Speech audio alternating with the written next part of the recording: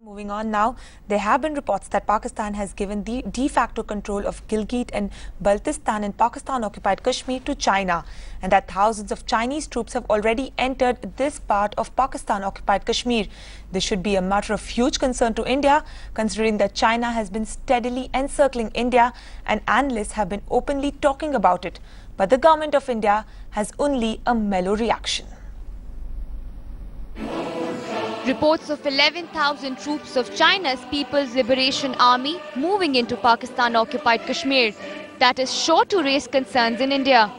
We have seen media reports to this effect and are seeking independent verification of these reports.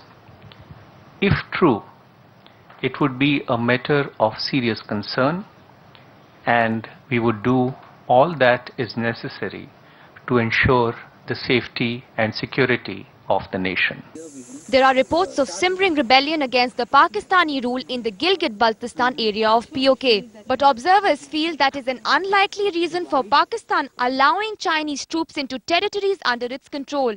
And that controls these territories. It is Pakistan that's responsible for law and order in these areas, and they cannot simply outsource it to a country like China. If China has genuine fears, then they can beef up the capacity of the Pakistani security forces to deal with this threat, give them whatever is required to do.